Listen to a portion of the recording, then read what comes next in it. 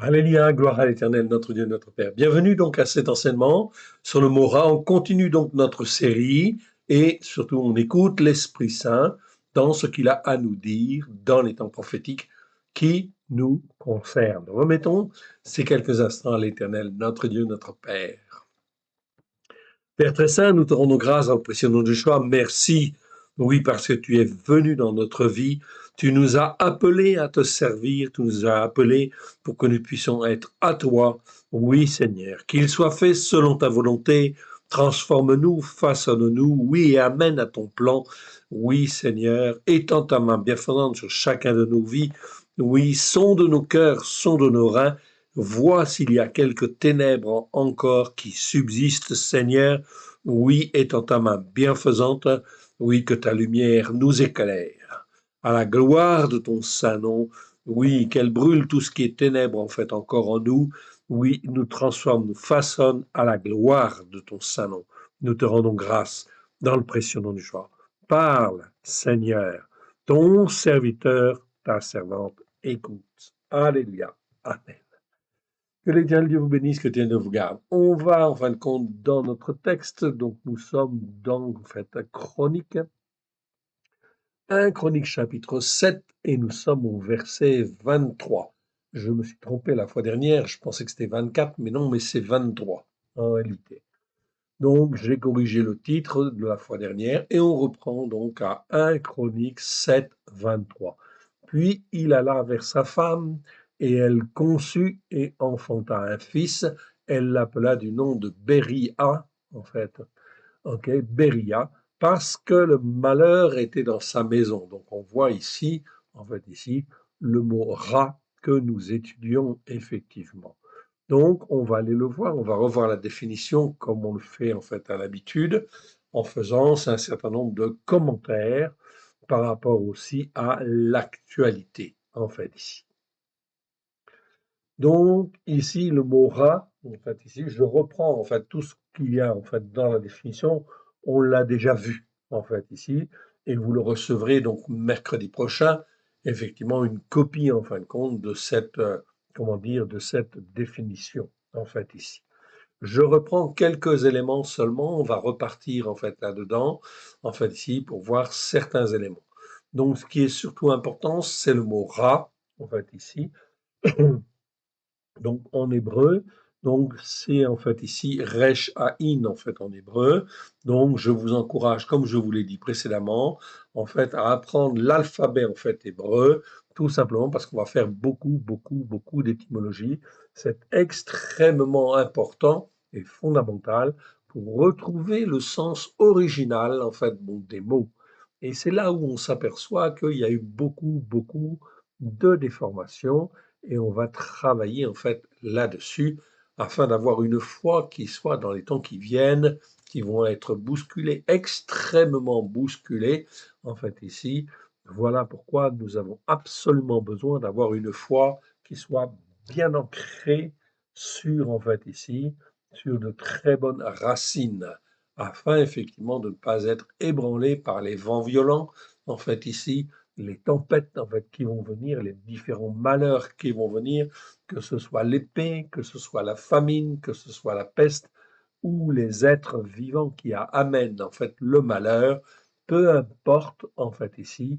Souvenez-vous en fait de Jérémie. Pendant 42 ans, il a prophétisé, ok, et jamais il n'a eu peur en fait ici, des malheurs que l'Éternel a fait venir sur Juda.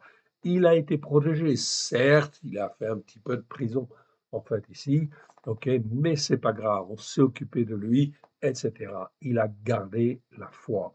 Voilà pourquoi nous devons, en fait, avoir une foi ferme, être parfaitement conscient de ce qui arrive, que, en fait, ici, le monde n'écoute pas, que la société dans laquelle nous vivons est à côté de la plaque, et en fait, ici, a en fait tout un certain nombre de valeurs qui ne sont pas en fait conformes à la Torah. Donc, il faut se rappeler que Torah émet. Donc, ta Torah est la vérité. Psaume 119, verset 112, verset pardon, 142. Je vous le rappelle, je pense que vous le connaissez, mais il faut l'apprendre par cœur. Donc il y a tout un certain nombre, en fait, de versets qu'il faut apprendre par cœur de manière à ce que notre bouche, en fait, ici, exprime la vérité. Mais une vérité qui soit bien ancrée sur la Torah, les prophètes et les psaumes, à la lumière de Yeshua, et qui puisse remonter, en fait, au ciel en accomplissant la volonté, en fin de compte, de l'Éternel. C'est ça qui est extrêmement, extrêmement important, en fait, ici, et fondamental, en fait, ici. OK? Donc, en fait, on va beaucoup travailler là-dessus. Déjà, on a pas mal travaillé là-dessus, mais on va continuer. En fait, ici, donc, le mot Ra, Resh Haïn, existe 663 fois dans 623 versets. En fait, ici, on les a tous recensés et dans la série que nous faisons présentement, eh bien, nous les aurons tous vus, en fait, ici. C'est donc extrêmement important, fondamental. Pourquoi? Eh bien, parce que pour avoir un jugement juste, il faut avoir, bien sûr, une bonne notion de ce qui est bien et de ce qui est mal devant l'Éternel, afin d'avoir le meilleur jugement juste possible et d'apprendre à marcher, en fin de compte, par la foi, en fait, ici. Dans la justice, par la foi, c'est Tzedaka, qui, en fin de compte, est bien mentionné dans l'Écriture, et selon ce que l'Éternel Dieu veut, nous ordonne. Il nous ordonne dès lors que, en fait, ici, nous sommes rachetés, en fait, par le sang de l'agneau. Il nous ordonne, il nous commande d'apprendre à marcher selon un jugement juste et selon la justice par la foi. Jugement juste, c'est le mot mishpat. Je vous renvoie aux vidéos que nous avons faites sur la chaîne YouTube. Okay, il y a environ 33 vidéos, il me semble, sur effectivement le mot en fait mishpat. Vous pouvez les regarder. Et là, en fait, on a tous les mots mishpat, en fait, ici dans la Bible, comment, en fin de compte, ils devraient être traduits, évidemment. Et aussi le mot tzedaka, qui n'est jamais traduit comme il faut, et qui nous parle de la justice par la foi. La justice par la foi, c'est la justice que l'Éternel Dieu nous donne au travers de Christ, au travers du sang de l'agneau. Son sang a coulé, il nous lave de tous nos péchés, nos transgressions, nos iniquités, mais aussi de nos erreurs, en fait, ici, mais aussi quand on n'est pas tout à fait juste, on n'a pas bien compris, en fait, ici, la notion de bien et de mal, peu importe, on marche par la foi. Christ est là, nous lave, nous purifie, nous sanctifie, en fait, afin que nous puissions devenir plus forts, en fait, ici, dans la foi, et que nous puissions mieux comprendre, mieux discerner, mieux voir et mieux entendre, en fait, ici, la volonté de notre Dieu, notre Père, dans les temps qui viennent. Comme je vous l'ai dit, ça va bousculer, beaucoup, beaucoup bousculer, et beaucoup de gens ne savent pas distinguer leur droite de leur gauche. Même chez les chrétiens, surtout chez les chrétiens, car ils ont été élevés en fait sur des doctrines erronées, complètement fausses, mais l'Éternel, dans sa bonté, dans les temps qui viennent, il fait venir le malheur, l'épée, la famine, la peste, les êtres de malheur, toutes sortes en fin de compte de choses en fait ici difficiles et dures, dans le but que les uns et les autres puissent se repentir et revenir à lui.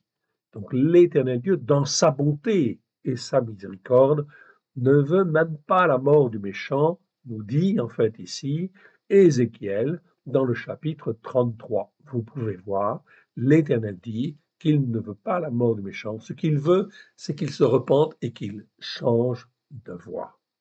C'est donc extrêmement important. C'est pour cela que l'Éternel Dieu, en fait, ici, nous parle.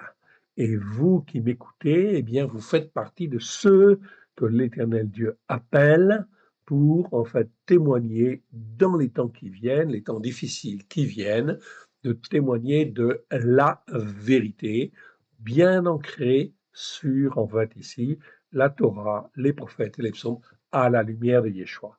Donc, il faut que vous appreniez tous à dire certains versets, que vous les appreniez par cœur, en fait, ici, et notamment que vous puissiez toujours dire à votre bouche, avec votre bouche, Toratra Emet. Torah Emet, psaume 119, verset 142, ça veut dire ta Torah est la vérité. Donc il faut le dire avec la bouche, car quand vous le dites avec la bouche, en fait ici, eh bien cela est proféré en fait dans le monde et la parole ne remonte pas au ciel sans avoir pleinement accompli la volonté de l'Éternel. Voilà pourquoi l'Éternel Dieu veut se servir de nous dans les temps qui viennent pour qu'on puisse témoigner à droite et à gauche à toutes les personnes que l'Éternel mettra sur notre route de la vérité. Non seulement il faut pouvoir dire Torah Emet, ok, psaume 119, verset 142, mais aussi que le mot nomos, le mot grec nomos, N-O-M-O-S, veut dire Torah, en fait, ici. C'est l'équivalent de Torah. Et la Torah, je vous le rappelle, c'est en fait au départ, au sens propre, les 5 premiers livres de la Bible, mais au sens figuré, c'est toute l'écriture. Ça va de la Genèse jusqu'à l'Apocalypse. C'est pour ça que le mot nomos grec, qui est utilisé dans le Nouveau Testament, eh bien, il faut dire avec sa bouche nomos, le mot grec nomos, égale Torah, veut dire la Torah. Donc, il faut dire non, monsieur le pasteur, non, monsieur le prêtre, non, monsieur l'évêque, vous n'avez pas raison, vous avez tort, car le mot nomos en grec veut dire Torah. Donc, la Torah de l'Éternel, elle existe de la Genèse à l'Apocalypse, et au milieu, Yeshua est venu. Il est venu accomplir la Torah pour que la Torah soit accomplie dans nos cœurs, chacun de nos cœurs, chacune de nos vies, en fait, ici. C'est pour ça qu'Yeshua dit, je ne suis pas venu pour abolir la Torah et les prophètes. Matthieu chapitre 17, en fait, ici, verset 5, si ma mémoire est bonne, 5 et 6. Ok, eh bien, je ne suis pas venu pour abolir la Torah et les prophètes, mais je suis venu pour l'accomplir. Verset 18, pardon, chapitre 5, verset 18, pardon, 17 et 18. Eh bien, en fin de compte, et verset 18, pas un seul iota de la Torah ne disparaîtra, que tout ne soit accompli. Ok, c'est donc important. Donc le mot ra, en fait, ici, 663 fois dans 623 versets. La première fois où on le trouve, c'est dans, en fait, ici, Genèse 2.9. On parle, en fait, de l'arbre de la connaissance, en fait, du bien et du mal. Normalement, dans ce chapitre, selon les traductions habituelles, on est dans le jardin d'Éden. Jardin d'Éden, ok, je reviendrai en fait là-dessus, sur cette définition, sur cette traduction complètement en fait erronée qui a été mise en place par les catholiques, en fait ici, depuis des siècles et que tout le monde en fait a repris, mais qui est fausse. Je vous le montrerai, ok, mais pas maintenant. Quand on aura terminé effectivement le Mora et que l'on aura terminé la nouvelle version en fait de la Torah qui, je le pense, en fait, on va pouvoir certainement l'éditer en fait ici, ok, au mois de janvier probablement, ok, si Dieu le permet en fait ici, ok. Donc Genèse 2.9, on parle de l'arbre de la connaissance du bien et du mal, ok. Bien et mal, c'est deux choses bien séparées, en fin de compte, dans la pensée de l'Éternel. Ok, ce qui est bien, eh bien, on doit dire avec sa bouche, ceci est bien parce que la parole de Dieu dit que ça, c'est bien. Quand Dieu dit que c'est mal, on doit dire effectivement avec sa bouche que ça, c'est mal, en fait, ici. C'est très important. C'est comme cela que l'on est, en fin de compte, que l'on apprend à être dans un jugement juste. Je dis bien que l'on apprend à être dans un jugement. Bien sûr, quand je donne mon cœur et ma vie à Yeshua, eh bien, je ne suis pas formé, façonné, etc. Je sens l'appel de Dieu, mais l'Esprit de Dieu va me former. Ne vous inquiétez pas sur ce que l'Esprit de Dieu est capable de faire. Il est capable de tout faire. Okay? Dès lors qu'il a des cœurs qui sont disposés à l'écouter et à mettre en pratique. Donc, le mot ra, en fait, ici, que je vois, en fait, ici, ok, eh bien, ça veut dire, selon les dictionnaires, ça veut dire mal, mauvais, ce qui est mal, ce qui est mauvais, les graves. Donc, c'est pas trop mal, en fait, ici, comme définition. Mais en fait, ici, on va toujours s'intéresser aux racines hébraïques anciennes. La racine resh haïn que l'on voit là est toujours l'emblème de ce qui est terrestre, opaque ou mauvais. Donc là, je vois bien Ra, ça s'écrit comme ça, Resh Aïn, ok, avec un patar, c'est-à-dire la voyelle, le petit trait horizontal que je vois en dessous ici, c'est un patar. Donc c'est effectivement en fait le mot Ra, en fait ici. Par contre, en fait ici, je vois que le mot Ra, en fait ici, c'est toujours en fait Resh Aïn, c'est toujours terrestre, opaque et mauvais. Okay, et quand c'est Ra, vocalisé Ra, c'est mauvais, en fait, ici. Quand c'est vocalisé, en fait, d'une autre manière, comme Réa, par exemple, vous le voyez ici, Réa, la vocalisation est différente. Ok, vous voyez les deux mots, ça c'est Ra, ça c'est Réa, en fait, ici. Donc, j'ai d'abord, en fait, sur la première lettre, un serré, c'est les deux points que vous voyez en dessous, et sous le Aïn, j'ai un patar. Donc ça se prononce Ré-A.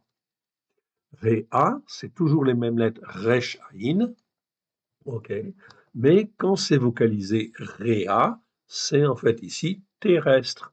Ok, pourquoi? Parce que Réa, ça existe 188 fois sur 173 versets, et ça veut dire le prochain, en fait, la plupart du temps. Enfin, dans la seconde, c'est traduit 69 fois par prochain ou par autre.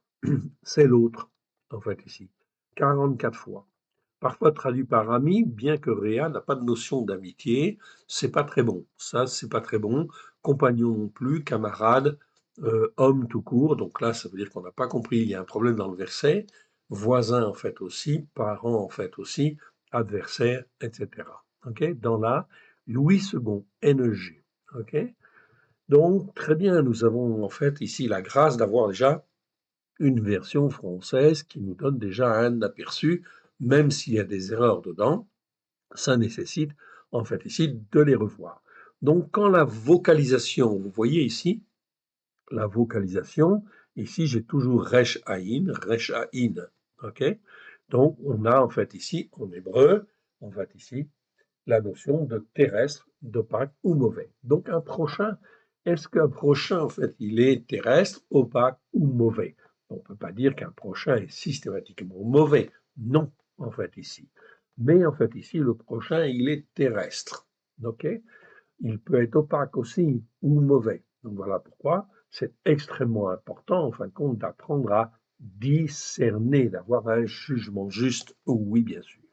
Voilà pourquoi l'Éternel dit dans, en fait, ici, Lévitique 19, 18, tu aimeras ton prochain, et là j'ai bien le mot réa, comme toi-même. Je suis l'Éternel.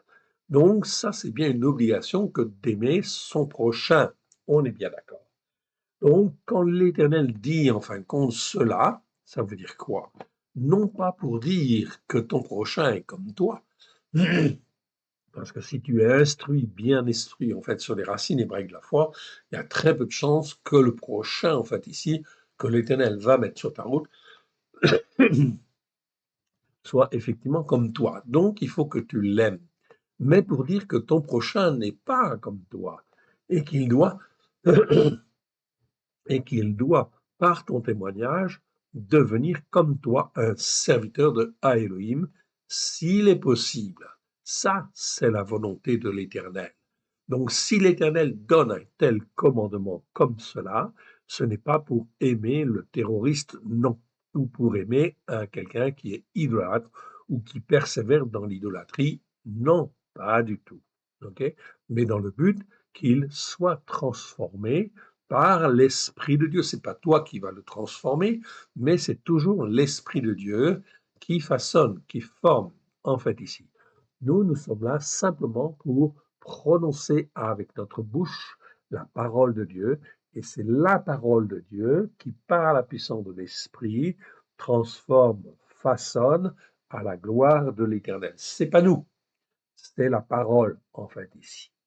C'est donc très important, la parole, elle est puissante. Et oui, elle est comme un marteau, dit l'Écriture. Oui, c'est vrai. Donc, en grec, En grec, le mot, en fin de compte, pour traduire prochain, c'est plésion, en fait, ici. OK? Donc, il n'y en a qu'un seul, effectivement, en fait, en grec. Donc, il a le même sens qu'en hébreu. C'est, en fait, l'autre, en fait, ici. Le prochain, c'est l'autre, en fait, ici, tout simplement. La tradition juive dit que le prochain, c'est l'autre juif. Ok. Donc, vous voyez effectivement que dans l'interprétation traditionnelle juive, ok, le prochain, c'est l'autre juif. Ok. C'est-à-dire que les gens des nations ne sont pas a priori, en fin de compte, des prochains, en fait, ici, dans la tradition juive, c'est-à-dire dans l'interprétation, en fait, ici, comment dire, que les rabbins donnent d'une manière générale. La tradition chrétienne, ok, dit que le prochain, c'est l'autre, même s'il est un méchant. Donc là, l'interprétation dite chrétienne, eh bien là, elle est totalement déformée, oui, bien sûr. Pourquoi? Eh bien, parce que c'est toujours l'autre, c'est toujours le prochain, quel que soit ce qu'il fait, même s'il fait ce qui est bien, même s'il est un méchant, en fait, ici, c'est toujours ton prochain. Et effectivement, il y a donc là quelque chose, un gros, gros problème, en fait, ici, d'interprétation, un manque de jugement juste. Donc, c'est extrêmement important d'apprendre à bien juger. Or, nous comprenons que le prochain, au départ, est un inconnu, oui. Mais ensuite, le prochain peut se révéler être un guerre. Donc, un étranger qui est un guerre, en fait, en hébreu, j'en ai parlé déjà, ou en fait un étranger idolâtre. En hébreu, c'est Nérar.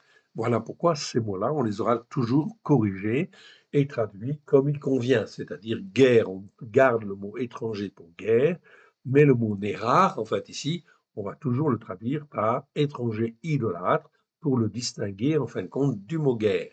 Et là, l'Éternel Dieu dit très très clairement que là, ton prochain, si c'est un étranger idolâtre, eh bien, tu ne l'invites pas chez toi. Si c'est un guerre, tu l'invites chez toi, tu l'invites à manger, tu l'invites aux fêtes de l'Éternel. Oui, le guerre, il doit être invité.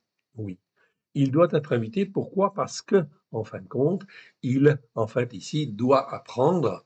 Et si son cœur, en fait, ici, si l'Éternel Dieu ouvre son cœur, eh bien, en fait, ici, il faut s'en occuper. Il faut l'aimer, en fait, ici, comme soi-même. Il faut persévérer à l'aimer comme soi-même. Si par contre c'est un étranger idolâtre, il est dans une doctrine en fait ici totalement erronée, eh bien le Seigneur dit non, tu ne fais pas alliance avec lui, tu ne l'invites pas chez toi et tu ne l'invites pas aux fêtes avec toi, célébrer les fêtes avec toi. Ou encore un étranger hostile. Un étranger hostile, c'est le mot zour, c'est le verbe zour. Le verbe zour, en fait, ici, nous parle, en fin de compte, d'un étranger qui est contre la Torah, qui, en fin de compte, est contre Dieu, en fait, ici, mais est aussi contre la Torah. C'est-à-dire qu'il ne veut pas écouter et il ne veut pas mettre en pratique. Donc là, on n'est plus, en fin de compte, dans l'idolâtrie. Pardon. On est dans la rébellion ou dans la révolte. Donc là, c'est ce qu'on appelle en fin de compte les zours, c'est-à-dire les étrangers hostiles. Donc si le prochain, en fait, que l'Éternel a mis sur ta route se révèle être un étranger hostile, le Seigneur dit, tu le fuis, évidemment, ok, et tu ne l'invites pas au Shabbat, tu ne l'invites pas chez toi, tu ne fais jamais une alliance avec lui, mais tu le fuis. Et tu le fuis en fin de compte, pourquoi? Parce qu'il n'a rien à faire avec toi, et en fin de compte, c'est exactement comme un terroriste. Ok. Mais ça peut très bien ne pas être simplement un terroriste. Ça peut être aussi quelqu'un qui refuse, qui rejette. Par exemple, quelqu'un qui refuse en fait la Torah alors qu'il a lu la Bible. En fait, il persiste à ne pas faire le Shabbat et il ne veut pas faire le Shabbat. Il est dans la rébellion ou dans l'orgueil. Là, ça devient comme un étranger hostile. C'est donc important d'apprendre à juger selon un jugement juste. Ok. C'est un apprentissage, donc il faut apprendre. En conséquence, en fait, la Torah nous apprend à discerner et à avoir un jugement juste. Oui, la Torah, c'est la seule, en fait, ici, est le seul enseignement qui en fait restaure notre âme et permet en fin de compte qu'elle puisse grandir. Voilà pourquoi la Torah est extrêmement importante, fondamentale. Donc, tous les chrétiens, en fait, ici, qui n'écoutent pas ou ne veulent pas écouter, eh bien, ils sont dans la rébellion, ils sont, en fin de compte, dans la révolte contre Dieu. Cela veut dire qu'ils sont incapables d'avoir un jugement juste, ok, d'être à même de juger correctement devant l'Éternel entre ce qui est bien et ce qui est mal. C'est très, très, très, très important de bien comprendre ça. Un autre mot hébreu qui nous interpelle, c'est en fait le mot ro'a. Donc vous voyez, j'ai toujours la racine en fait ici, resh aïn, ok, mais la vocalisation, elle est différente. Ok, elle est différente. Ok, elle est différente. J'ai donc en fait sur le resh, j'ai un olam, donc une voyelle qui se prononce o, et sur le a, j'ai un pata. Donc cette vocalisation sur un certain nombre de mots en fait hébreux, eh bien en fin de compte, elle existe, ça fait que ce mot-là, on le retrouve 19 fois dans 19 versets. Ok. Et c'est une variante en fait ici du mot ra. Ok, ça nous parle de ce qui est mal, de ce qui est mauvais, oui. Mais en fin de compte, ici, d'une manière un petit peu spéciale, en ce sens que ce mot roa n'est plus ici un adjectif, mais un nom masculin, en fait, en hébreu, et décrit, en fait, ici, un état de dégradation, en fait, ici, morale et spirituelle. Donc, on est dans le mal plus plus, si je puis dire, en fait, ici, dans une dégradation morale et spirituelle intense, où se mêle de la malice. Il y a de la malice, il y a de la perversité et l'influence en fait d'esprits mauvais, d'esprits de Bélial, ok, de Satan si vous voulez, c'est pareil. Donc c'est vraiment très très clair dans ces versets où l'on trouve le mot ra, roa, et bien en fin de compte on voit très bien que c'est pas en fin de compte la même vocalisation d'une part et c'est pas tout à fait la même signification. Voilà pourquoi la définition, en fin de compte, des mots est extrêmement importante et fondamentale. Donc, on peut dire que l'Éternel Dieu, lorsqu'il a parlé aux hommes, il a donné en fait le texte en fait en hébreu, oui, bien sûr. Ok. Mais le découpage des mots et la vocalisation, elle nous vient en fin de compte, ok, des hommes qui ont été en fin de compte inspirés par l'Esprit de Dieu, et c'était des Chaldéens, et c'était des Juifs. Oui, bien sûr. Donc, si nous avons la grâce aujourd'hui d'avoir des dictionnaires, même s'ils ne donnent pas tout à fait toujours la bonne définition, on a quand même, en fait, ici des mots qui sont bien distingués et qui, en fait, nous permettent d'avoir une approche, en fin de compte, beaucoup plus pertinente, en fait, ici, des mots hébreux, de pouvoir les reconnaître, en fait, ici, les uns des autres, de reconnaître Ra, de Ra'a, enfin de Réa, ou de Ro'a, en fait, ici, évidemment. Tout cela, ça vient, en fin de compte, de la culture, en fin de compte, on va dire, juive, des hommes et des savants, en fait, juifs, en fait, ici, de par leur intelligence et leur, en fait, sagesse. Là-dedans, aucun, en fait, ici, croyant des nations n'est jamais intervenu. En fait, ici, c'est pas possible parce qu'il fallait une connaissance de base. Et la connaissance de base, elle vient des Juifs. Le salut vient des Juifs. Oui, bien sûr. Donc, c'est important, en fait, à noter, en fait, ici, tout simplement parce que, en fait, ici, lorsque dans une nation, nous avons, en fin de compte, aujourd'hui, en 2025, des Juifs qui sont présents, eh bien, ces Juifs devraient être, en fait, ici, respectés au plus haut point, car c'est le peuple qui nous a donné, en fait, ici, la parole de Dieu et qui nous permet en 2025 de pouvoir comprendre, en fait, un certain nombre de choses. Sans les Juifs, eh bien, il n'y aurait pas de chrétiens, en fait, ici. Personne n'aurait de traduction, même si les traductions sont, en fait, ici, il y a des erreurs dedans, en fait, ici, la base est quand même là, en fait, ici, il y a quand même un message qui transparaît et qui nous vient, en fin de compte, de la racine et qui nous vient des Juifs. Oui, bien sûr, de la racine d'Israël. Voilà pourquoi la racine d'Israël est extrêmement importante, en fait, ici, et fondamentale. Cette racine, ces Juifs dispersés de par le monde, auquel l'Éternel, en fait, ici, l'a permis, oui, bien sûr, car c'est le temps des nations. Depuis les années 70, la destruction du temple, en fait, ici, Israël n'a plus, en fin de compte, la parole sur le plan spirituel d'une manière, en fait, ici, officielle. C'est les nations. Le flambeau de l'évangélisation, le flambeau, en fait, pour transmettre, en fait, la Torah avec grâce et vérité, au travers de Christ Yeshua, a été transmis, en fait, ici, aux nations. Oui, c'est le temps des nations. Nous sommes en 2025, ce temps des nations se termine. Nous sommes bien à la fin du temps des nations. On ne sait pas encore combien d'années, en fait, il reste très précisément, mais en fait ici, d'une manière, en fait ici, très claire, au travers des Écritures, on voit où nous en sommes. Oui, bien sûr. C'est pour ça que c'est extrêmement important en 2025 et en fin de compte en 2026 puisque demain nous serons en fait en 2026, eh bien c'est extrêmement important. Ce sont des années charnières, des années en fin de compte où en fait on rentre dans un plan prophétique où le temps des nations se termine, en fait ici, ok, se termine pour que le temps d'Israël reprenne. Le temps d'Israël, il y a 70 semaines qui ont été fixées d'après Daniel sur Israël.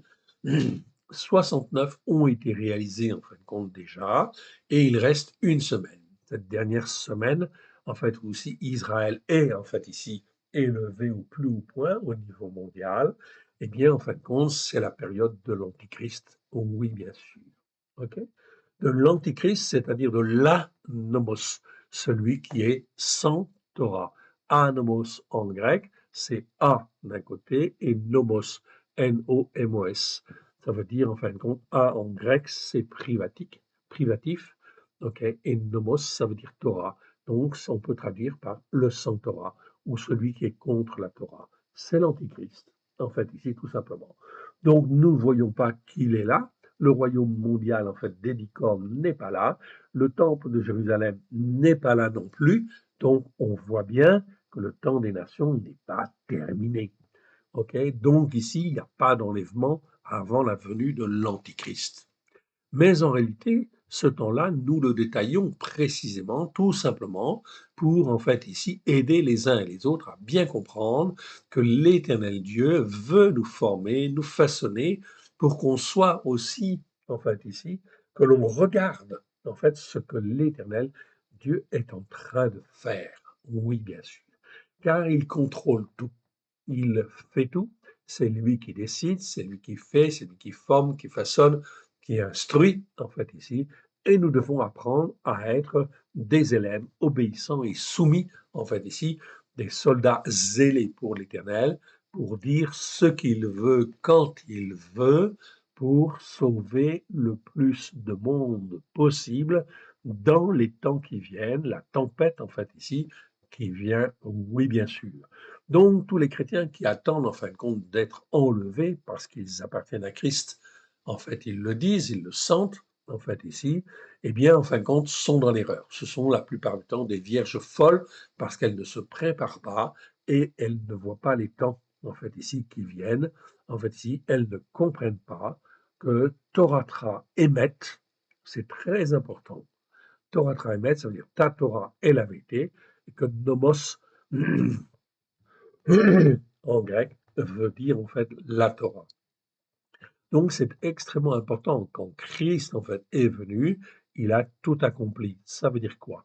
Il a tout accompli pour que la Torah puisse être dans chacun de nos cœurs afin de nous transformer, de nous façonner et que nous puissions être transformés, façonnés à l'image que l'Éternel Dieu attend de chacun de nous pour que l'on soit son serviteur, sa servante, en fait, ici.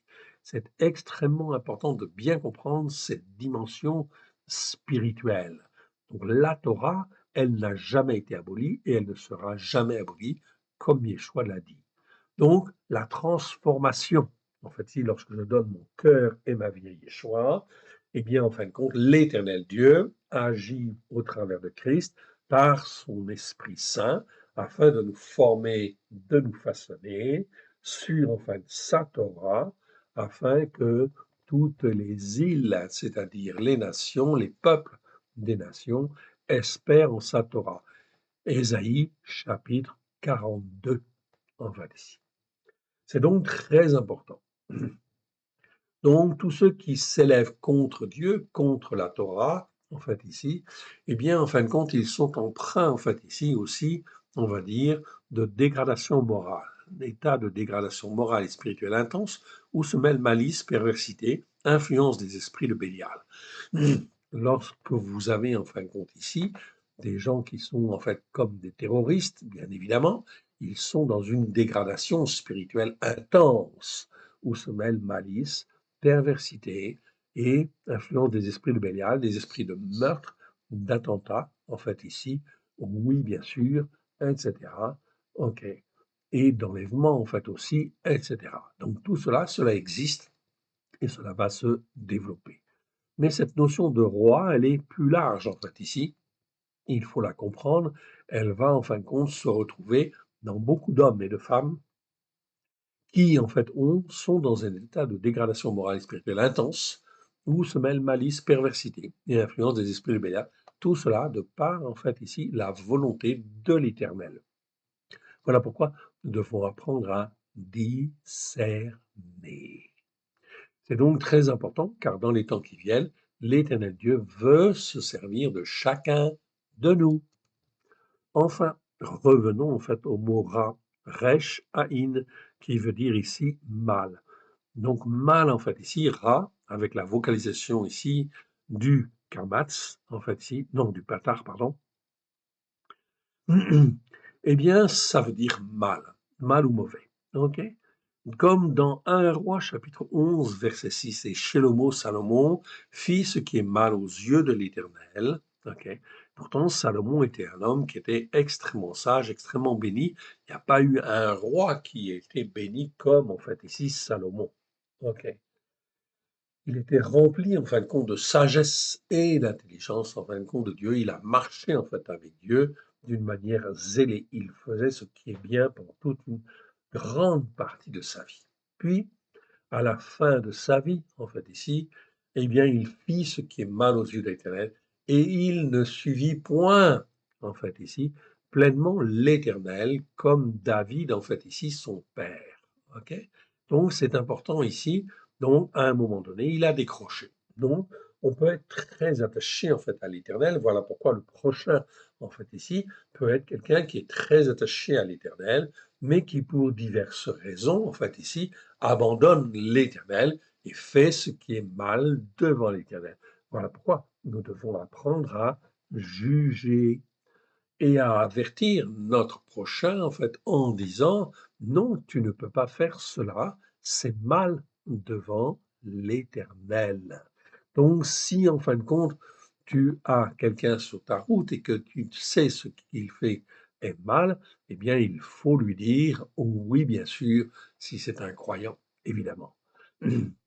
Et en fait, ici, chez Shlomo, il ne suivit point pleinement l'Éternel comme David, son père. C'est le problème, en fin de compte, ici, en fait, des croyants aussi, bien évidemment, qui aujourd'hui, est-ce qu'ils, en fin de compte, vont, en fait, ici, bien comprendre les racines hébraïques de la foi? Eh bien, c'est pas évident, mais c'est un choix, en fait, ici. C'est un choix devant l'Éternel, mais s'il dit non maintenant, aujourd'hui, ça ne veut pas dire que demain, en fin de compte, il ne va pas dire oui, en fait, ici. Donc voilà pourquoi il faut faire preuve, en fait, ici, de sagesse et d'intelligence. Nous avons vu aussi dans Ésaïe 45, 7, où l'Éternel dit, je forme la lumière. La lumière, c'est or, en fait, en hébreu. Et je crée les ténèbres. Donc créer, c'est le verbe bara, je répète, le verbe bara, c'est un mot qui, en fait, ici, c'est un verbe qui n'existe que pour Dieu, car il n'y a que Dieu qui peut créer à partir de rien. Il dit, et la chose arrive. C'est donc très important de bien comprendre ça. L'homme ne peut pas faire ça, ok? Donc l'homme fabrique, l'homme façonne, oui, mais à partir, en fait, ici, de la matière, de ce qu'il a effectivement sous la main, effectivement. Pour Dieu, c'est pas pareil. Lui, il peut créer à partir de rien, oui. Je crée les ténèbres. Ténèbres, Rocher, on n'a pas vu en fin de compte dans le détail ce mot-là. On le verra très certainement, oui, parce qu'en fin de compte, c'est un mot très important. 80 fois dans 77 versets, les ténèbres. Donc, c'est les ténèbres du soir, physiquement, ok, on le voit. Mais, donc, on voit plus clair ou moins clair, en fait, ici, c'est la même image, donc au sens propre, en fait, ici, donc le mot rocher a bien une signification de ténèbres, de lumière qui décroît, etc. Ok.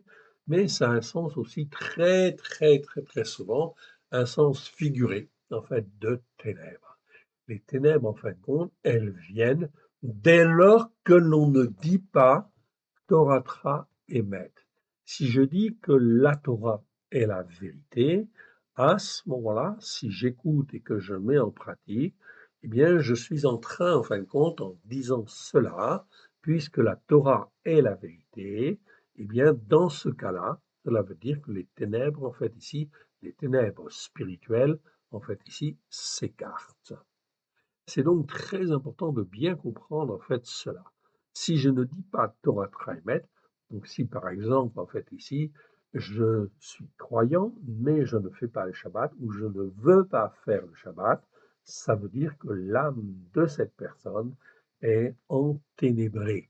C'est-à-dire qu'elle ne voit pas l'utilité en fait de faire le Shabbat. Et si elle ne voit pas l'utilité de faire le Shabbat, ça veut dire que l'iniquité est sur elle au travers des ténèbres qui, en fait, ici, règnent dans son cœur et dans sa vie. C'est donc très important. Il n'y a pas de, comment dire, il n'y a pas d'ambiguïté avec ça. Ok. Les choses en hébreu sont très claires. Pour Dieu, d'un côté, il y a le bien, d'un côté, il y a le mal, il y a la lumière, il y a les ténèbres. Ok. C'est deux choses, en fait, ici, séparées. Donc parfois, elles se, en fait ici, s'interfèrent, en fait ici, on va dire, mais la lumière, c'est la lumière, et les ténèbres, c'est les ténèbres. Je donne la prospérité et je crée le mal. Ok, ça c'est terrible. C'est un verset en fait terrible. Donc là, j'ai bien le mot ra, en fait ici, mieux que l'adversité. Hein. Enfin, c'est pas que l'adversité. Ok, c'est ra au sens général du terme. Moi, l'Éternel, je fais toutes ces choses. Donc ici, nous sommes aujourd'hui à la 127e vidéo. C'est en fait ici la 641e fois où l'on trouve le mot rat, en fait ici, dans les Écritures. Ok. Comme le mot rat existe en fait 663 fois, vous le voyez là, nous sommes là à la 641e fois, il nous reste 22, en fait ici, versets. 22 fois où le mot rat en fait, n'a pas été vu en fait encore. Ok. C'est donc très important, même si c'est un peu long, c'est aussi extrêmement fondamental et essentiel en fait ici, car c'est important d'apprendre à distinguer ce qui est bien de ce qui est mal. Donc, nous sommes à la 640e fois où l'on rencontre le mot rat dans les Écritures. À ce stade, nous pouvons affirmer, en fait, ici, d'une manière extrêmement claire, en fait, ici, nous pouvons affirmer, en fait, ici, au regard des enseignements faits sur le Torah, que tous ceux qui n'écoutent pas les enseignements de la Torah pour les mettre en pratique, au travers de Yeshua, avec grâce et vérité, on est bien d'accord, font ce qui est mal aux yeux de l'Éternel, le Dieu d'Israël, le Dieu d'Abraham, le Dieu d'Israël, le Dieu de Jacob, le Père de notre Seigneur Yeshua. C'est donc très important car cela nous permet effectivement de pouvoir juger. Lorsque l'Éternel met sur notre route un prochain qui est un croyant, un chrétien, eh bien, est-ce qu'il croit dans l'Éternel, le Dieu d'Israël, le Dieu d'Abraham, né de Israël et de Jacob? Est-ce qu'il sait que ce sont ses pères dans la foi, le Père de notre Seigneur Yeshua, en fait ici? Eh bien, tout cela est extrêmement important, fondamental. Car si effectivement ils ne croient pas, en fait, ici, ils n'écoutent pas les enseignements de la Torah, ça veut dire qu'ils ne peuvent absolument pas avoir un jugement juste devant l'Éternel, le Dieu d'Israël, le Dieu d'Abraham, de Israël, de Jacob, le Père de notre Seigneur Yeshua. Ils ne peuvent absolument pas avoir un jugement juste devant l'Éternel, au sens spirituel du terme. Oui, bien sûr. C'est pas peut-être, c'est une certitude. C'est impossible. On ne peut pas avoir un jugement juste devant l'Éternel, en fait, selon une autre loi que la loi de Dieu, que les enseignements de l'Éternel. Ok? La Torah est la vérité. Il n'y a que la Torah qui est la vérité. C'est donc extrêmement important dans les temps qui viennent, ok, parce que ça nous permet de discerner ce qui est bien de ce qui est mal. Ok. Certes, nous sommes sauvés par grâce, ok, par le sang de l'agneau, oui, mais dans le but d'être formés, façonnés à l'image du Père et du Fils, en fait, ici. Ça, c'est extrêmement important. Or, pour être formés, façonnés, nous avons absolument besoin, en fait ici, de la Torah, qui est la vérité. Psaume 119, verset 142, ça c'est à retenir par cœur. Et en fait ici, la Torah, qui est parfaite pour restaurer l'âme. Psaume 19, verset 8 ou 7, selon les versions. Donc la Torah, elle est parfaite, parfaite pour restaurer l'âme. Donc, si effectivement elle est parfaite, ok, il n'y a pas d'autre moyen de former son âme. Voilà pourquoi quand on refuse en fait la Torah, eh bien, ça veut dire qu'on n'est pas formé comme il faut, on est déformé. On est déformé, on ne peut pas être juste devant Dieu et on n'est surtout pas dans un jugement juste et on ne peut pas être dans un jugement juste. Ce sont des critères très importants. J'insiste et je le répète en fait ici à chaque fois, mais c'est extrêmement important pour nous apprendre à juger d'une manière claire. Quand on entend les personnes, en fait ici, parler, eh bien vous savez tout de suite si en fin de compte, elle est dans un jugement juste ou un jugement erroné, si ce qu'elle dit est juste ou n'est pas juste. Okay. C'est ce que nous souligne exactement Yeshua en parlant des vierges folles et des vierges sages. Donc c'est exactement cela. Et dans ce passage, en fait ici, okay, c'est en fait ici, je crois, c'est Matthieu chapitre 25, versets 1 à 12, donc c'est ça, qui nous parle des vierges folles et des vierges sages. Je vais le mettre en fait ici entre parenthèses. Donc c'est Matthieu, chapitre 25, versets 1 à 12. Ok. Donc c'est très important. Là, on parle des vierges folles et des vierges sages. Ok. Donc, en fait, ici, pour nous, en fait, ici, c'est bien clair, en fait, ici. Donc, il n'y a pas d'ambiguïté. Un chrétien, c'est une vierge. Oui, bien sûr, quand on donne son cœur et sa vie à Yeshua, on devient vierge. On est lavé, purifié, sanctifié. Mais c'est pas le tout, en fin de compte, en fait, d'être vierge. C'est bien, c'est une grâce de Dieu. On remercie l'Éternel pour cette grâce immense, merveilleuse, en fait, ici. Mais en réalité, on doit comprendre que si l'Éternel nous rachète, c'est bien pour que l'on puisse faire ou dire certaines choses que l'Éternel Dieu attend de nous. Oui, bien sûr. Ok, l'Éternel Dieu ne veut pas, en fin de compte, qu'il y ait, en fait, ici, l'extermination, en fin de compte, des populations comme cela, sans, en fin de compte, ok, pouvoir essayer de les sauver. Encore faut-il qu'il y ait des serviteurs et des servantes qui disent, envoie-moi Seigneur, me voici Seigneur, pour faire ta volonté. C'est extrêmement important dans les temps qui viennent. Donc, et d'apprendre à juger. Donc, en parlant des vierges folles et des vierges sages, en 2025, l'Éternel, le Dieu d'Israël, le Dieu d'Abraham, de Yitzhak et de Jacob, le Père de notre Seigneur Yeshua. Donc, je vous encourage aussi à retenir cette appellation. Quand on dit l'Éternel, on ne dit pas l'Éternel tout seul, on dit l'Éternel, le Dieu d'Israël, déjà, en fait, ici. Ça va simplifier beaucoup les choses par rapport, en fait, ici, à pas mal de mouvements, en fait, de contestation, en fait, ici, contre Israël, en fait, ici, car être contre Israël, c'est être contre Dieu, c'est être contre la parole, en fait, ici, tout simplement. Car l'Éternel Dieu, en ce moment, au niveau prophétique, on le voit bien, est en train de relever Israël. Pourquoi? Tout simplement parce que Israël doit retrouver sa place sur le plan prophétique afin que le temple puisse être reconstruit à Jérusalem et que le temple, en fait ici puisse être profané par l'Antéchrist.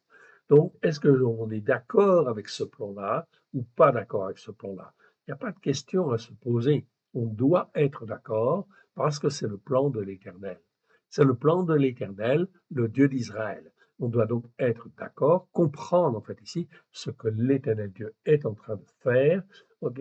Pourquoi? Eh bien, pour en fait ici savoir ce que l'Éternel Dieu attend de chacun de nous, en fait ici, pour qu'on puisse porter les fruits que lui veut faire sa volonté là où nous sommes.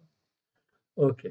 Donc l'Éternel, le Dieu d'Israël, ok, le Dieu d'Abraham, d'Israël et de Jacob, c'est toujours très bien de rappeler en fait ici ces trois pères dans la foi, car Abraham, Yitzhak et Jacob sont nos pères dans la foi. Que je sois juif ou non juif, nos pères dans la foi, c'est Abraham, Yitzhak et Jacob. Le Père de notre Seigneur Yeshua. Conformément aux Écritures, amène les malheurs. Oui, malheur, c'est le mot, c'est une variante en fait ici du mot ra que nous avons vu tout à l'heure. Ok, donc là je retrouve resh aïn, ok, avec une vocalisation un petit peu différente.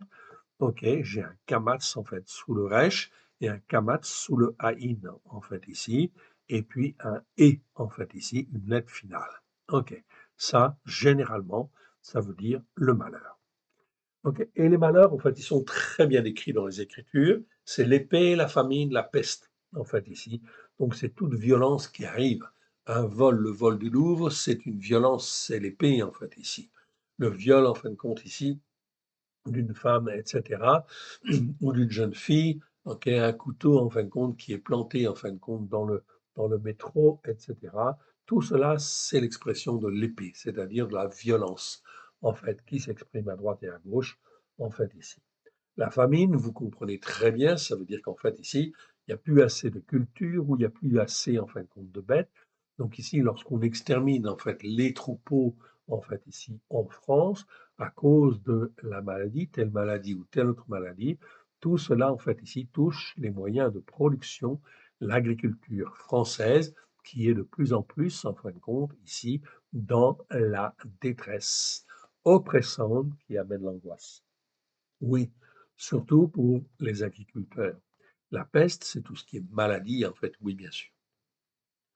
OK, le Covid ou la Covid, en fait, ici, OK, est un exemple, en fait, ici, de peste mondiale qui s'est répandue de nation en nation. Et il y en aura d'autres, en fait, ici, où, en fin de compte, des pestes locales, etc. Les maladies sur les animaux, c'est aussi des formes de peste. OK? Mais aussi des êtres par qui les malheurs arrivent. Oui, bien sûr, ce sont des êtres vivants, en fait, ici, qui, en fin de compte, amènent le malheur sur le pays, en fait, ici. Donc, Macron, je vous avais, en fait, expliqué que Macron était un être vivant par qui le malheur arrive ou les malheurs arrivent sur la France. Ok, tout simplement parce que c'est en fait ici la volonté de l'Éternel Dieu. Oui, bien sûr. Pourquoi? Parce que la France et les Français n'ont pas fait ce que l'Éternel Dieu attendait d'eux. Yeshua confirme bien que le jour de l'Éternel est un jour de ténèbres et un jour de colère, en fait ici. Ok. Avec cette vidéo, nous devrions donc déjà pouvoir sérieusement apprécier ce qui est bien et ce qui est mal devant l'Éternel, le Dieu d'Israël, le Dieu d'Abraham, ok, et de Yitzhak, et de Jacob, le Père de notre Seigneur Yeshua. Sinon, eh bien, il faut revenir à la vidéo 1. Nous sommes à la vidéo 127. Donc, il faut revenir en fait au départ. Ok. À ce titre, nous pouvons déjà être aussi très attentifs, je l'avais souligné la fois dernière, en fait ici, très attentifs à toutes les vidéos qui parlent de Jésus ou de Yeshua, qui sont générées par l'IA. Il y en aura de plus en plus. IA, l'intelligence artificielle. Oui, bien sûr. De l'IA, il ne peut rien sortir de bon, en fait ici, en la matière. Tout simplement parce que l'Éternel Dieu fait tout par son esprit. Donc son esprit, en fait, ça se met pas sous en fait la forme de l'intelligence artificielle, c'est impossible. Jamais l'IA ne proposera un Christ ancré sur la Torah. Jamais. Nous devons apprendre à avoir un jugement juste et la Torah est la seule à nous donner la vérité. Okay? L'IA ne donnera jamais en fait la vérité. Et donc, à pouvoir nous préserver dans les temps prophétiques, okay, que nous avons la grâce de vivre aux côtés de notre Elohim. Je dis bien la grâce de vivre, okay, car nous sommes vivants et nous sommes rachetés par le sang de l'agneau, mais c'est parce que l'Éternel Dieu veut se servir de chacun de nous. Nous avons en fait des œuvres à réaliser pour l'Éternel. Le tout, c'est de comprendre, en fait, ici, les œuvres que l'Éternel Dieu a préparées d'avance. Si je ne me forme pas, si je n'écoute pas, si je ne fais pas, en fait, ici, les œuvres que l'Éternel Dieu a prévues que je fasse, dans ce cas-là, c'est un péché. C'est systématiquement un péché. On n'a pas atteint la cible que l'Éternel Dieu attendait pour chacun de nous. Ça, c'est un péché. Si je me révolte contre Dieu, contre la volonté de Dieu, je ne veux pas faire le Shabbat, je ne veux pas faire ceci ou je ne veux pas faire cela. Ce n'est plus un péché, c'est une transgression ou une révolte. On appellera plutôt ça une transgression pour simplifier les choses. Okay? Et tout cela vient toujours à cause de l'iniquité. L'iniquité, c'est tordre les Écritures, c'est tordre la Torah. Dès qu'on tord la Torah, il y a de l'iniquité. Okay? Et l'iniquité, ça entraîne systématiquement les péchés et les transgressions. Systématiquement. Et donc, forcément, les jugements mauvais. OK. Très bien. Je passe en fin de compte ici sur tout le reste, en fait, ici. Vous l'avez vu la fois dernière. Je n'ai rien, en fait, ici rajouté de plus, en fin de compte, ici, dans le commentaire. Je vous laisse, en fait, le lire. Vous pouvez faire une copie d'écran si vous voulez, mais vous le recevrez, en fait, ici, mercredi prochain, en fait, également, en fait, ici. OK? Même chose, en fait, ici, toujours pour le reste. Par là, l'Éternel Dieu d'Israël enseigne au travers d'Israël et de Trump que les nations judéo-chrétiennes devront apprendre à se lever contre l'oppresseur. Oui, bien sûr, tout à fait. OK. J'en arrive ici à Macron. Macron, notre président, comme on l'a vu dans les vidéos précédentes, est toujours un insensé. En regard, en fin de compte, des Écritures. Oui, en regard des Écritures. Macron devient même le prince des insensés par les décisions qu'il prend. Il attire le malheur sur la France et sur les Français. Oui. Pour bien expliquer ce qu'est un insensé, on avait donc fait le commentaire. OK. Je ne, je ne m'étends pas plus en fin de compte là-dessus, si ce n'est que je ferai simplement en fait une remarque en fait ici, OK, en ce sens que dans l'actualité, vous avez tous entendu que Brigitte Bardot, en fin de compte, était décédée. Eh oui. Et donc, je parle de Macron parce qu'en fin de compte, là, il a dit, en fait, ici, que, en fait, ici, Brigitte Bardot était une légende. C'est vraiment, en fin de compte, Macron n'a aucune crainte de l'Éternel, le Dieu d'Israël, le Dieu d'Abraham, le Dieu de Israël et le Dieu, en fin de compte, de Jacob, le Père de notre Seigneur Yeshua. OK? Et il dit, en fin de compte, ici, que bébé, en fin de compte, Brigitte Bardot, en fait, ici, est une légende. OK? Bébé, Brigitte Bardot n'est pas une légende, absolument pas. Elle n'a strictement rien de spirituel, en fait, ici. Je voudrais juste vous montrer, en fait, ici, ce que la Bible dit, en fait, ici. On va aller dans Proverbe. Proverbe, chapitre, chapitre 11, si ma mémoire est bonne. Attendez une seconde, je reviens. Chapitre 11, voilà. Chapitre 11, on y est, en fait, ici. Proverbe, chapitre 11, et je vais, en fait, au verset 22. 22, donc ici, voilà, c'est bien ça. OK. Chapitre 11, verset 22. Que dit, en fin de compte, OK, un anneau d'or au nez d'un pourceau, c'est une femme belle et dépourvue, en fait, du sens du jugement, en fait, ici. OK? Donc ici, on parle du sens ou de bon sens, au sens spirituel du terme. Donc c'est vraiment ce que la Bible dit en fait ici. Un ado d'or au nez d'un pourceau, c'est une femme belle et dépourvue de bon sens ou de sens de jugement. Elle n'a pas de jugement en fait ici, ok, parce qu'elle ne sait pas juger, elle n'a pas appris à distinguer ce qui est bien et ce qui est mal devant Dieu. Alors, en fait, ici, dire que c'est une légende ou vouloir, en fait, ici, la mettre au Panthéon, en fait, ici, ça n'a vraiment, en fait, aucun sens. On est vraiment, en fin de compte, dans la folie, en fait, ici, des peuples, en fait, ici. Des interprétations complètement erronées. Je reviens, en fin de compte, dans mon, en fait, 1 Chronique 7, et je reviens, en fin de compte, dans mon commentaire, en fait, ici, où j'en étais, en fait, arrivé là, en fait, ici. OK. En fait, on devrait même plutôt dire que la France et les Français sont aveuglés à cause de leurs péchés, de leurs transgressions, de leur iniquité depuis la Révolution. Ça, je tiens à le rappeler, en fait, ici. C'est extrêmement important. Avant la Révolution, c'était bien sûr des rois, en fait, en France. OK? Et ils faisaient n'importe quoi. Oui, bien sûr. OK? Beaucoup de débauches, en fait, ici. OK? Il y a en ce moment, enfin, justement, des reportages sur la royauté, en fait, ici, des derniers siècles. C'est vraiment, en fin de compte, abominable. Je ne pensais pas, en fin de compte, que c'était aussi corrompu, etc. Mais là, on était vraiment, en fait, tombé dans le roi, c'est-à-dire dans la dépravation, en fin de compte, ok, morale et spirituelle, en fait, ici, où il y avait, bien sûr, l'ouverture à des esprits de Bélial. Oui, c'est pour ça que la révolution, l'Éternel Dieu l'a permis, oui, bien sûr, et c'était une bonne chose, en fait, aussi, quelque part, parce que l'Éternel Dieu, au travers de cela, voulait libérer la France et les Français du joug de la royauté, oui, pervertie, en fait, ici, à un niveau extrême, mais aussi, en fin de compte, de libérer effectivement la France et les Français du joug, en fin de compte, catholique. Je ressouligne, en fait, ici, cet aspect très important, car nous sommes en 2025, demain 2026, en fait ici, eh bien, selon le calendrier grégorien, en fait ici, eh bien, en fin de compte, c'est extrêmement important de bien comprendre que l'Éternel Dieu aime les Français, aime la France et aime les Français.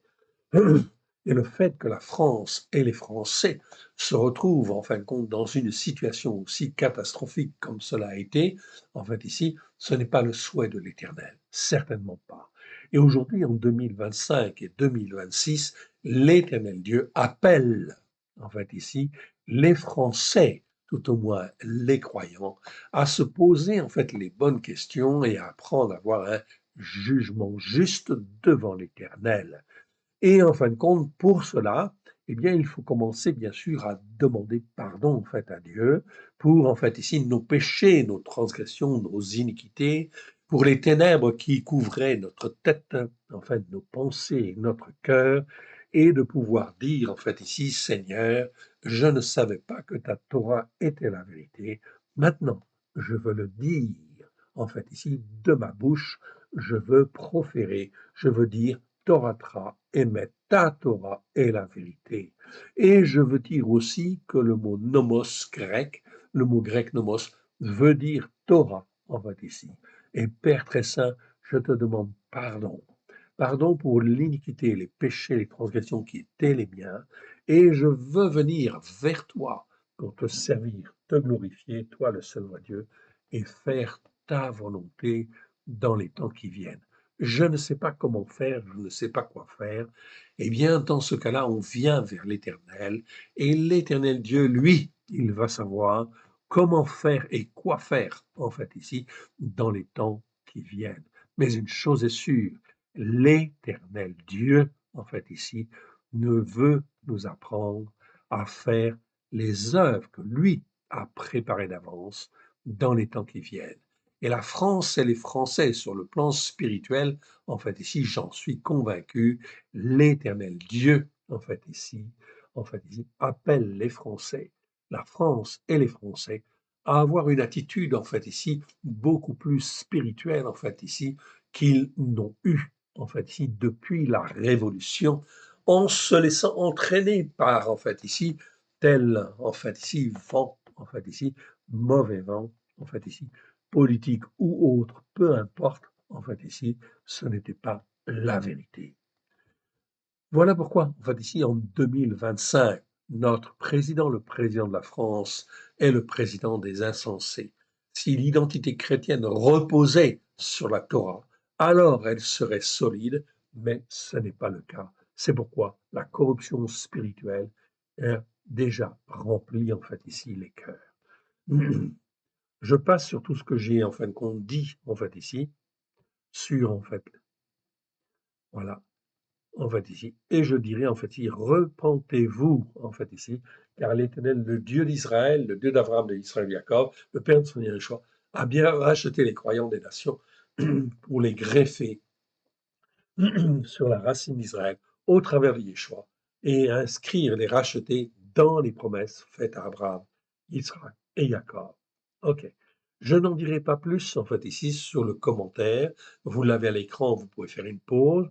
Et si vous êtes inscrit à la newsletter, vous recevrez en fait une copie mercredi prochain en fait ici de ce commentaire en fait ici plus détaillé. Mais c'est extrêmement important de bien comprendre qu'on ne peut pas rester une république laïque et que cela va s'envenimer en fait à droite et à gauche d'une manière extrêmement grave où vous allez avoir toutes sortes en fait ici de problèmes qui vont surgir à droite et à gauche en fait ici. Ok. J'avais parlé de Trump en fait ici, je n'en reparle pas en fait ici pour le moment en fait ici. Vous avez le texte sous les yeux, vous pouvez en faire une copie si vous le voulez, une pause et vous le recevrez, comme je l'ai déjà dit, mercredi prochain en fait ici. Ok. Je sélectionne en fait ici mon commentaire qui est sur plusieurs pages en fait ici, donc ça vous fait un bon résumé en fait ici, évidemment.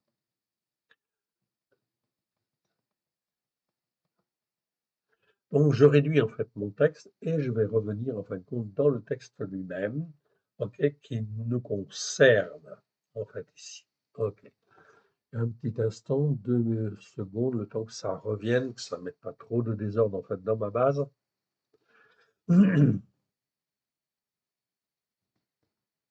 Ok.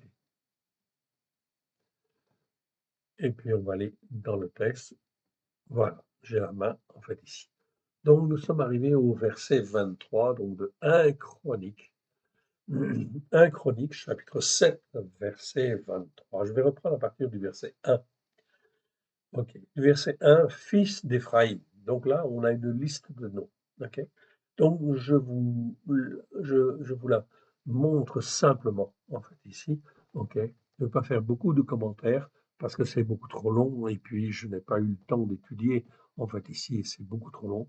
Mais là, on parle de la famille d'Éphraïm, fils d'Éphraïm. Ok, et on vous donne une série de noms. Shutalar, en fait, ici. Donc, le nom, en fait, en hébreu, c'est en fin de compte ça. On te dit effectivement, Shutalar, c'est en fait ici, le sens, en fait ici, selon les dictionnaires, c'est bruit de cassure. Je ne suis absolument pas convaincu que c'est vraiment ça que ça veut dire, en fait ici, mais comme ça demande beaucoup de temps, je n'ai pas eu le temps et je n'ai pas absolument pas le temps, en fin de compte, d'étudier en fait ce mot dans le détail. Mais il y a quelque chose qui ne va pas en fait avec ce mot-là, évidemment. Donc quand on a des listes de noms comme cela, c'est pas le sens propre en fin de compte qu'il faut comprendre, c'est le sens figuré. Mais ça demande beaucoup, beaucoup, beaucoup de travail et de temps. Donc Shutalar existe 4 fois dans 4 versets. Ensuite, nous avons Béred. Béred, en fait, ici, ok, eh bien, ça voudrait dire, selon les dictionnaires, grêle ou appel, en fait, ici. Ok. Je ne suis pas convaincu. C'est pas très positif, c'est clair, mais je ne suis pas convaincu non plus, en fin de compte, que c'est ça que ça veut dire, en fait, ici, exactement. Ok. Donc, ça veut dire des recherches. Et là, il faut rechercher dans 2 versets. Donc, vous voyez, c'est long, en fait, ici. Ensuite, on a Tarat. Tarat, ça voudrait dire position. Pourquoi position, on ne sait pas. Eleada, en fait, ici, Dieu a honoré ou que Dieu revêt. en fait, ici, je ne suis pas convaincu non plus que c'est la bonne traduction. Donc, ça veut dire qu'il faut aller chercher dans les racines et ça prend beaucoup, beaucoup de temps. Tarat, en fait, encore, en fait, ici, qui voudrait dire position. Ici, verset 21, Zavad, son fils, pareil, il donne, il dote. Shtutalar, en fait, ici, je retrouve Shtutalar, que j'avais, en fait, compte ici, je le retrouve, en fait, ici. Ensuite, je vois Ezer. Ezer, ça veut dire secours. Elad, ça veut dire, en fait, ça voudrait dire Dieu a témoigné. OK. Bref, en fait, ici des noms qui ne sont pas forcément très spirituels, si je puis dire. Ok. Ça veut dire que Éphraïm, en fin de compte, eh ben, il n'était pas forcément, en fin de compte, bien dans cette époque-là, en fait, ici. Ok. Et donc, en fait, ici, qu'est-ce qui s'est passé? Eh bien, le malheur est arrivé. Les gens de Gath, nés dans le pays, les tuèrent parce qu'ils étaient descendus pour prendre leurs troupeaux. Voyez. Donc, un malheur, en fait, arrive, en fait, ici, oui, bien sûr. Éphraïm, leur père, fut longtemps dans le deuil, et ses frères vinrent le consoler. Ses frères, donc c'est qui? C'est en fait ici Benjamin, c'est aussi, en fin de compte, ok, Ruben, Judas et autres, etc. C'est eux leurs frères, en fait, ici. C'est eux, en fin de compte, ses frères, c'est ses frères qu'ils ont collés. Donc, en fait, qui a été tué, en fait, ici, dans la famille d'Éphraïm? Apparemment, beaucoup de gens ont été tués, en fait, ici, dans cette famille, en fait, ici, à cette époque-là. Mais la famille n'a pas disparu, en fait, ici. Puis il alla vers sa femme. Elle conçut et enfanta un fils. Il l'appela du nom de Béria. Béria, je n'ai pas eu le temps non plus, en fait, de chercher. Et en fait, on te dit que ça voulait dire Béria, qui voulait dire avec un ami.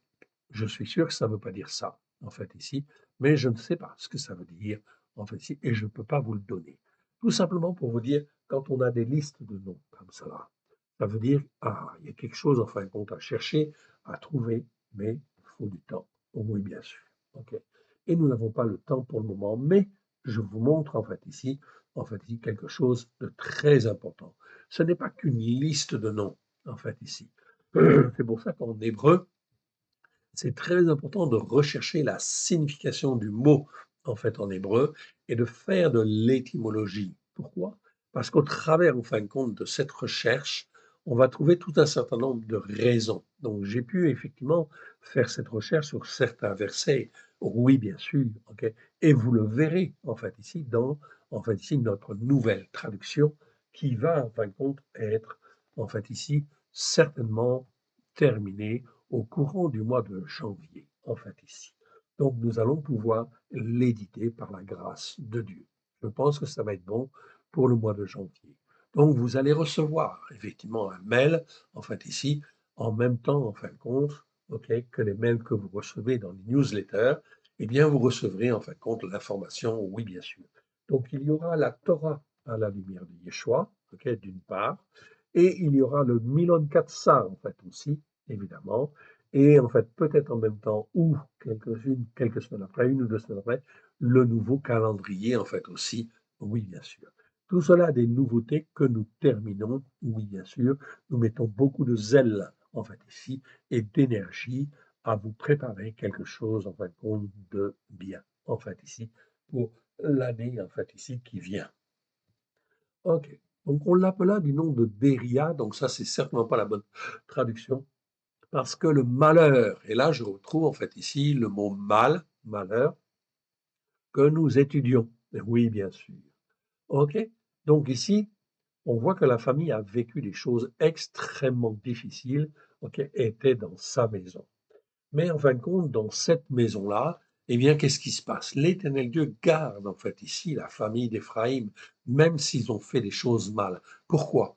Eh bien, quand je consulte en fait ici les versets suivants, je m'aperçois effectivement au verset 26, Laédan son fils, Amioud son fils, Élishama son fils, et Élishama, qu'est-ce qu'il a donné? Il a donné Nun, et oui, et puis Yehoshua, Josué, effectivement, son fils. Donc l'Éternel Dieu savait très bien, en fin de compte, que dans la descendance d'Éphraïm, il y aurait Nun et il y aurait Yehoshua, etc. Donc vous voyez que les plans de l'Éternel sont en fin de compte grandioses et il ne faut jamais douter en fait ici de l'Éternel, notre Dieu, notre Père. Il a toujours en fin de compte ici des bonnes choses, effectivement, en fait, de prévues en fait ici. Oui, bien sûr, pour chacun de nous. Voilà pourquoi je vous encourage de plus en plus à écouter la Torah avec grâce et vérité et à la mettre en pratique. Et aussi avec votre bouche, en fait ici, notre bouche, toujours de témoigner autour de nous au prochain que l'Éternel Dieu met sur notre route, de, en fait ici, toujours témoigner que l'on parle bien de l'Éternel, le Dieu d'Israël, le Dieu d'Abraham, le Dieu de Yitzhak, le Dieu de Jacob, le Père de notre Seigneur Yeshua. Celui, en fin de compte, qui a donné la Torah. Et la Torah, en fin de compte, ok, elle est la vérité. Oui, bien sûr. Toratra, émet. Il faut le dire. Et on ne le dira jamais assez. Il faut que cela sorte de notre bouche. Car ce qui sort de notre bouche ne remonte jamais au ciel sans avoir accompli, pardon, ne remonte jamais dans les cieux, c'est mieux, en fait ici, sans avoir accompli la volonté de l'Éternel, notre Dieu, notre Père, au travers de Yeshua, son Fils. Et nous devons dire aussi nomos. Nomos, le mot grec nomos, doit être traduit, en fait, ici, par Torah. Nous avons, en fait, ici, réédité le Nouveau Testament. Parlez-en tout autour de vous, en fait, ici, en ayant corrigé, en fin de compte, ici, en fait, ces mots-là. Et nous allons bientôt éditer, en fait, ici, la Torah, avec grâce et vérité, à la lumière de Yeshua et le Milon Katsar. Alors, parlez-en, témoignez en fait ici, soyez fortifiés en fait ici. C'est extrêmement important. Je continue en fait ici. Je continue en fait ici.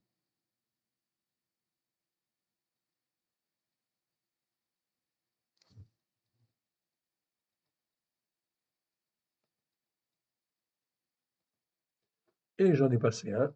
Ok, je vais. Voilà, c'est ici. Là, on arrive en fin de compte dans 1 Chronique 21. 1 Chronique 21, ça nous parle effectivement en fin de compte de David. Ok. Et Satan se leva contre Israël. Il excita en fait ici David à faire le dénombrement. Le dénombrement, c'est quelque chose de très précieux, très important, et c'est toujours l'Éternel qui devait en fait le commander ou le dire ou le faire en fait ici, ok, ou demander pour le faire. Jamais en fin de compte ici un homme ne peut le faire en fait ici. OK. Et donc là, il est bien dit, Satan se leva contre Israël et il excita David à faire le dénombrement. Donc David a manqué là de discernement. Donc même des grands hommes, en fait, ici, dans la foi, c'était un homme selon le cœur de Dieu, David. Oui, mais il a fait des erreurs. Et là, en fin de compte, il a fait des erreurs, une erreur grave, en fait, encore. Il n'a pas fait qu'une erreur, il a fait plusieurs erreurs. Et pourtant, David est resté, en fait, ici, en fait, dans la grâce, en fin de compte, de Dieu. Mais en fin de compte, parce qu'il a, en fin de compte, jugé, mal jugé, eh bien, en fin de compte, ici, il va amener en fait le malheur sur son pays, sur son peuple. Et David dit à Joab et au chef du peuple, allez, faites le dénombrement d'Israël depuis Beersheba jusqu'à Dan et rapportez-le-moi afin que je sache à combien il s'élève. Joab, en fin de compte, répondit que l'Éternel rende son peuple 100 fois plus nombreux. Ô roi mon Seigneur, ne sont-ils pas tous seigneurs de mon serviteur de mon Seigneur? Mais pourquoi mon Seigneur demande-t-il cela? Pourquoi faire qu'ainsi Israël néglige de façon marquante la Torah? Donc ici, c'est pas traduit dans la seconde, en fait, ici correctement, mais ici c'est bien le mot asma. Et asma, ça veut dire en fait ici se révolter contre Dieu ou en fait ici négliger de façon marquante en fait ici la Torah parce que c'est écrit dans la Torah en fait ici qu'il ne faut pas faire de recensement. Il n'y a que en fin de compte l'Éternel qui peut le demander en fait ici. Donc c'est pas simplement péché. Ok, donc ici c'était quelque chose de grave. Le roi persista, en fait, ici, dans, en fait, ici, cette volonté. Le roi persista dans l'ordre qu'il donnait à Joab, et Joab partit, il parcourut tout Israël, puis il revint à Jérusalem. Joab remit à David le rôle du dénombrement du peuple. Il y avait dans tout Israël 11 000, en fait ici, hommes tirant l'épée, et en Juda 470 000 hommes tirant l'épée. Il ne fit point parmi eux le dénombrement de Lévi et de Binyamin, car l'ordre du roi lui paraissait être une abomination. Donc il n'a pas fait, en fin de compte, ici, le dénombrement correctement, évidemment, en fait ici, parce qu'il n'avait pas à le faire. Il, en fait ici, ok, a obéi, en fait, à David. Il aurait mieux fait, effectivement, de ne pas obéir, en fait, à David, car c'était contraire à la Torah. Donc, vous voyez qu'ici, personne n'est au-dessus de la Torah. Et les princes et les rois d'aujourd'hui ne sont pas, en fait, au-dessus, en fait, ici, au-dessus de la Torah. La Torah, c'est, en fait, ici, valable pour tous les descendants d'Adam. Sinon, Satan vient. OK? Satan vient parce qu'on est dans ce qui est mal devant l'Éternel et dans une dégradation morale et spirituelle qui peut être grave. Donc, dans ce cas-là, l'Éternel permet que Satan agisse. Satan se leva contre Israël et il excita David. Cet ordre déplut à l'Éternel, oui, bien sûr. OK. Déplut à Elohim, qui frappa Israël. Et David dit à Elohim, j'ai commis un grand péché en faisant cela. Maintenant, daigne pardonner l'iniquité qui mène au néant, en fait, ici. Ici, j'ai bien le mot iniquité, en fait, ici. Mais le mot iniquité, en fait, en hébreu, c'est le mot avon, mais ici, en fin de compte, la lettre, en fait, ici, la lettre vav est doublée, en fait, ici. Comme elle est doublée, ça veut dire, effectivement, ça existe que dans 3 ou 4 versets, et ça, c'est une iniquité très, très grave. L'iniquité qui mène au néant. En fait, ici, on peut le traduire comme cela. De ton serviteur, car j'ai complètement agi en insensé. Donc, David, finalement, se rend compte qu'il a été dans l'erreur, en fait, ici, et dans une erreur grave, en fait, ici, ok, suscitée par Satan. Il a écouté Satan, en fait, ici. Donc, voilà pourquoi nous avons besoin de repères, et d'un repère, en fait, ici, immuable, solide, en fait, qui nous permette de dire, non, dans la Torah, c'est dit comme ça, je ne fais pas, en fait, ici, ok. Je ne fais pas, en fait, c'est pourquoi? Parce que Satan peut être là, bien évidemment, et susciter et tromper, en fait, David.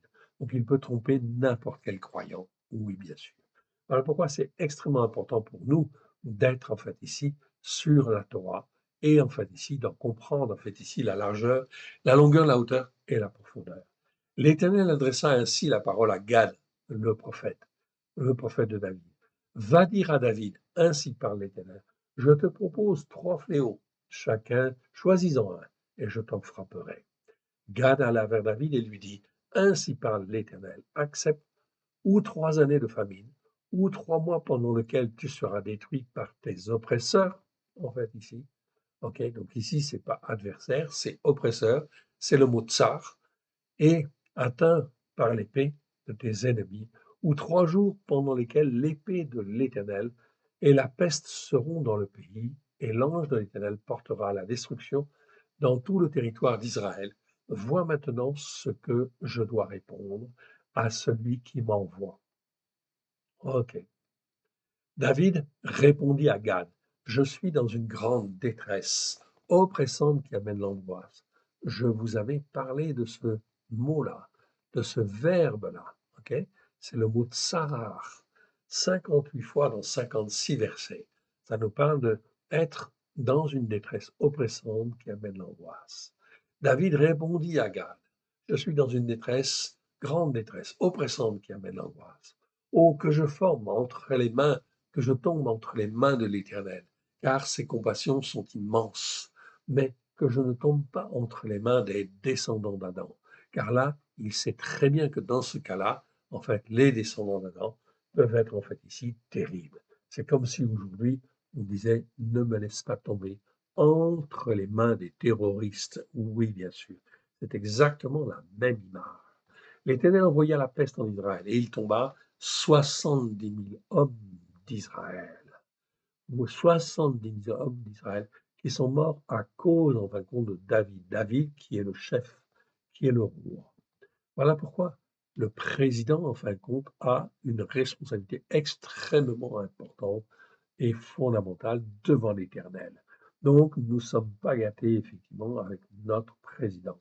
Elohim envoya un ange à Yerushalayim pour la détruire, et comme il la détruisait, l'Éternel regarda, changea de sentiment à l'égard de ce malheur, en fait, ici, de ce malheur. Il changea. Il ne se repentit pas, car Dieu ne se repent pas, mais il changea de sentiment. Ça, on peut dire. Oui, bien sûr.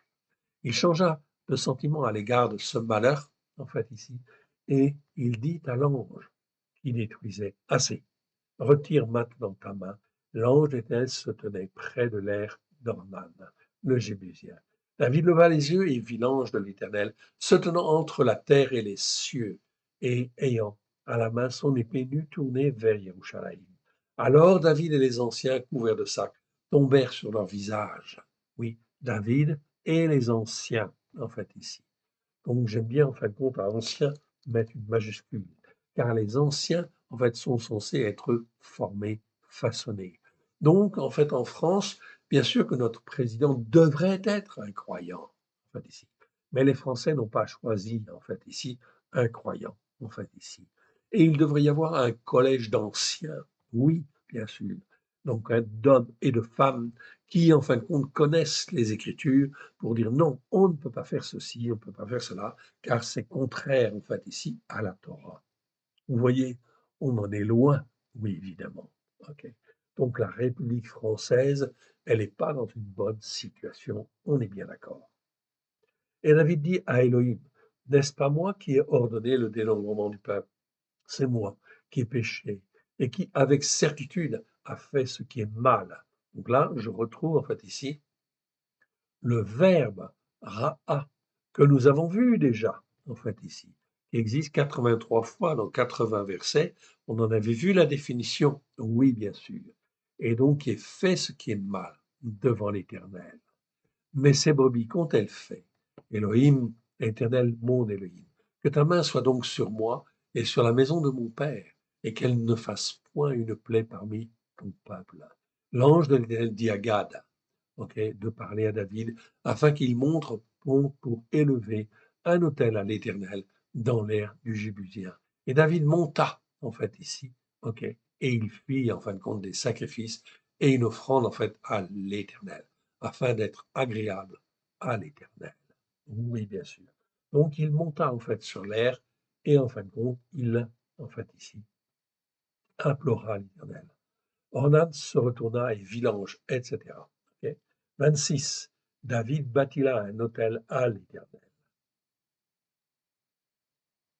Il offrit des sacrifices d'élévation et des offrandes de reconnaissance. Il invoqua l'Éternel, et l'Éternel lui répondit par le feu, qui descendit des cieux, en fait, ici. Donc là, on voit une intervention divine. Donc c'est le feu qui est descendu des cieux, Shamaïm, sur l'autel du sacrifice d'élévation. Alors l'Éternel parla à l'ange, qui remit son épée dans le fourreau.